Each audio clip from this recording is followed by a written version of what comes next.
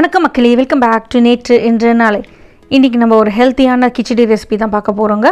கருப்புளுந்து வச்சு தால் கிச்சடி எப்படி பண்ணலாங்கிறத பார்த்துடலாம். இதை நான் எப்படி பண்ணேங்கிறத பார்க்குறதுக்கு முன்னாடி நம்ம சேனலுக்கு நீங்கள் ஃபர்ஸ்ட் டைமாக வரீங்கன்னா மறக்காமல் சப்ஸ்கிரைப் பண்ணுங்கள். கருப்புளுந்தில் பண்ணுற இந்த தால் கிச்சடி பார்த்திங்கன்னா மக்கர் சங்கராந்தி டைமில் நார்த் இந்தியாவில் பண்ணுவாங்க. அதாவது நம்ம ஊர் பொங்கல் டைம். இந்த தால் கிச்சடி பார்த்திங்கன்னா உடம்புக்கு ரொம்ப ரொம்ப நல்லது. அது முக்கியமாக பெண்களுக்கு, பெண் குழந்தைகளுக்கு கண்டிப்பாக அவங்க டயட்டில் சேர்த்துக்கணும். நம்ம உளுத்தங்கஞ்சி உளுத்தங்களியெல்லாம் பண்ணி கொடுக்கும்போது சில பசங்க சாப்பிட மாட்டாங்க. இந்த மாதிரி தால் கிச்சடியாக ரைஸோடு சேர்த்து பண்ணும்போது பசங்க கண்டிப்பாக சாப்பிட்ருவாங்க. ஹிப்ஸ் ரீஜன், யூட்ரஸ், போன் ஸ்ட்ரென்தனிங்க்கெலாம் கருப்புளுந்து ரொம்பவே நல்லது. இந்த ரெசிபிக்கு நம்ம எந்த வெங்காயம் பூண்டு யூஸ் பண்ண போகிறது இல்லைங்க. அதனால் இது பண்டிகை நாளில் கூட நீங்கள் தாராளமாக பண்ணலாம்.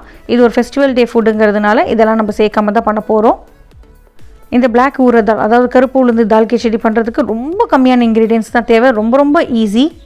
கருப்பு உளுந்து ஒரு மினிமம் ஆஃப் 3 ஹவர்ஸ்க்கு நீங்கள் ஊற வச்சுடுங்க. நான் அந்த பாதியாக உடைச்ச கருப்பு உளுந்து தான் யூஸ் பண்ணியிருக்கேன். நீங்கள் முழுசு வேணாலும் யூஸ் பண்ணிக்கலாம்.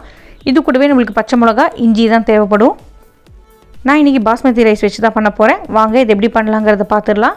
ஒரு ப்ரெஷர் குக்கரில் 1 டேபிள் ஸ்பூன் எண்ணெய், 1 டேபிள் ஸ்பூன் நெய் சேர்த்துட்டு சூடு பண்ணிக்கோங்க. நீங்கள் எண்ணெயை அவாய்ட் பண்ணிவிட்டு மொத்தமே கீழே கூட பண்ணிக்கலாம், இன்னும் டேஸ்டியாக இருக்கும். இது சூடானதுக்கப்புறமா இதில் 2 டீஸ்பூன் அளவுக்கு நம்ம ஜீரகம் சேர்த்துக்கலாம்.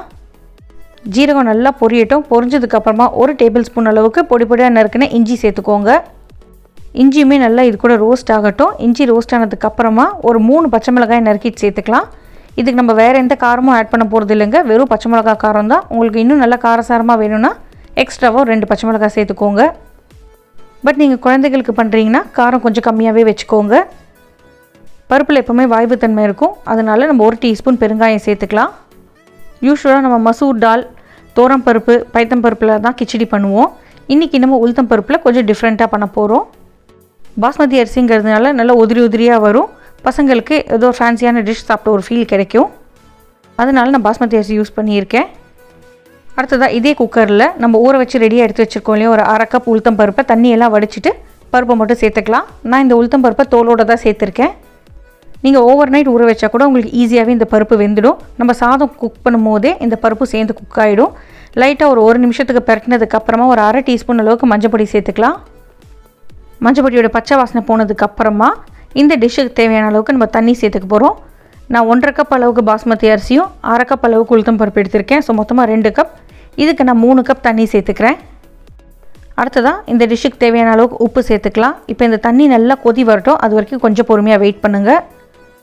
தண்ணி கொதி வந்ததுக்கப்புறமா ஒரு 1/2 கப் பாஸ்மதி அரிசி நம்ம ஒரு 20 நிமிஷத்துக்கு ஊற வச்சுருக்கோம் இல்லையா, அதுலேருந்து தண்ணியெல்லாம் வடிச்சிட்டு அரிசியை மட்டும் சேர்த்துக்கலாம். நான் இன்றைக்கி long grain basmati rice use பண்ணியிருக்கேன். நீங்கள் பாஸ்மதி ரைஸ் இல்லைனா பச்சரிசி, புழுங்கல் அரிசி எது சாப்பிடுவீங்களோ அந்த ரைஸ் எடுத்துக்கோங்க. எல்லாத்தையும் ஒன்று சேர்த்து நல்லா கலந்து விட்டுக்கலாம். கலந்து விட்டுட்டு தண்ணி நல்லா தளன்னு கொதிக்கட்டும். அது வரைக்கும் ஃப்ளேமை கொஞ்சம் மீடியமில் வச்சுக்கோங்க. அப்பப்போ கலந்து விட்டுட்டே இருங்க, இல்லைனா அடி பிடிச்சிடும். நல்லா கொதி வந்ததுக்கப்புறமா ஒரு மூடி போட்டு ப்ரெஷர் குக் பண்ணிக்கலாம். இதை நீங்கள் லோ ஃப்ளேமில் வச்சுட்டு ஒரு 15 to 20 மினிட்ஸ் ப்ரெஷர் குக் பண்ணிக்கோங்க, அதாவது தம் ஸ்டைலில். இல்லைனா விசில் போட்டுட்டு ஒரு 3லேருந்து 4 விசில் விட்டிங்கன்னா உங்களுக்கு இந்த ரைஸ் ரெடி ஆகிடும். மீடியம் ஃப்ளேம்லேயே வச்சு குக் பண்ணுங்கள். ஹை ஃப்ளேமில் வச்சிங்கன்னா அடி பிடிச்சிடும். ப்ரெஷர் நார்மலாக ரிலீஸ் ஆனதுக்கப்புறமா நீங்கள் குக்கர் ஓப்பன் பண்ணிவிட்டு லைட்டாக அப்படியே மிக்ஸ் பண்ணி விட்டிங்கன்னா நம்மளோட உளுத்தம் பருப்பு கிச்சடி ரெடி ஆகிடும். முடிஞ்ச வரைக்கும் சூடாக சர்வ் பண்ணுங்கள். சர்வ் பண்ணும்போது மேலே கொஞ்சமாக நெய் சேர்த்துட்டு சர்வ் பண்ணிங்கன்னா சாப்பிட்றதுக்கு ரொம்பவே நல்லாயிருக்கும். ஃப்ரெஷ்ஷாக சாப் பண்ண கொத்தமல்லி இலைகள் தூவிட்டு நீங்கள் சுட சுட சர்வ் பண்ணும்போது கூட ஒரு ஊறுகாய், இல்லைனா ஒரு ரைத்தா, இல்லைனா ஏதோ காயோடு சர்வ் பண்ணுங்கள்.